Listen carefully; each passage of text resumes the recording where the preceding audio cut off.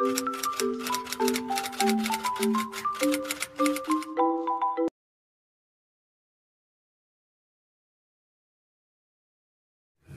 kerja adalah penduduk usia kerja yang bekerja atau memilih pekerjaan, tetapi sementara tidak bekerja atau pengangguran.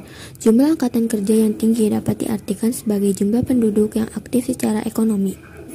Berdasarkan data Badan Pusat Statistik (BPS), tingkat pengangguran di Indonesia pada Februari 2024 adalah 4,82% atau sekitar 7,2 juta orang. Jumlah ini menurun 0,63% dibandingkan tahun 2023. Meskipun tingkat pengangguran menurun, namun menurut data Moneter Internasional (IMF), Indonesia masih memiliki tingkat pengangguran yang tertinggi di antara 6 negara lain di Asia Tenggara. Tingkat pendidikan dan keterampilan yang rendah dapat diartikan sebagai kondisi di mana seseorang memiliki pengetahuan dan teknologi yang terbatas dalam dunia kerja. Hal ini berdampak pada rendahnya produktivitas dan daya saing, serta menjadi salah satu faktor yang mempengaruhi mutu tenaga kerja di Indonesia. Penyebaran angkatan kerja yang tidak merata berarti tidak ada keseimbangan distribusi tenaga kerja di suatu wilayah. Akibat dari penyebaran angkatan yang tidak merata, beberapa daerah akan kekurangan tenaga kerja, terutama untuk sektor pertanian, perkebunan, dan kehutanan. Sementara itu, daerah lain seperti Pulau Jawa akan pengangguran.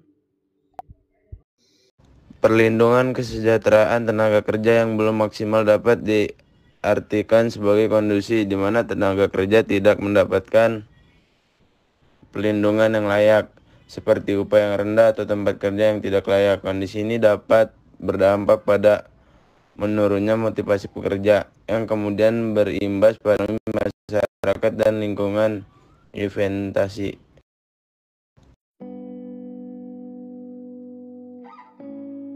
Menurut data dari Badan Pusat Statistik per tahun 2023, ada hampir 9,9 juta anak muda di Indonesia yang nggak punya kegiatan atau masuk kategori NEET alias Not in Education, Employment, and Training.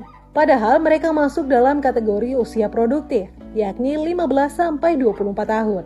Artinya, ada lumayan banyak tenaga kerja potensial yang nggak diberdayakan. Ada berbagai alasan yang bikin anak muda masuk ke kelompok ini, seperti putus asa, disabilitas, kurang akses transportasi dan pendidikan, keterbatasan finansial, hingga kewajiban rumah tangga.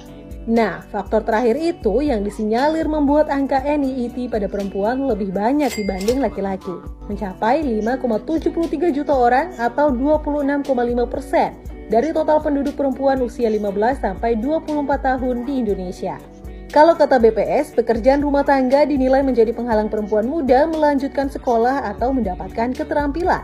Sementara laki-laki muda yang masuk dalam kondisi NEET jumlahnya mencapai 4,17 juta orang atau 18,21% dari total penduduk laki-laki usia 15-24 tahun di Indonesia.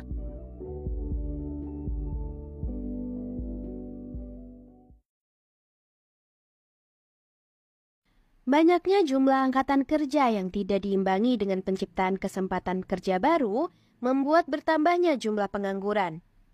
Masalah pengangguran ini menjadi masalah yang sulit untuk diatasi oleh pemerintah Indonesia. Badan Pusat Statistik (BPS) mencatat, pengangguran di Indonesia mencapai 7,86 juta orang per Agustus 2023 dari total 147,71 juta angkatan kerja. PLT Kepala BPS Amelia Adininggar Widyasanti mengatakan pada Agustus 2023 terdapat sebanyak 7,86 juta orang pengangguran, setara dengan tingkat pengangguran terbuka (TPT) sebesar 5,32%. Ia mengatakan jumlah pengangguran mengalami penurunan 0,54% dibanding Agustus 2022. Meskipun terus menurun, jumlah dan tingkat pengangguran relatif lebih tinggi dibandingkan sebelum pandemi, atau Agustus 2019, yaitu sebanyak 7,1 juta orang.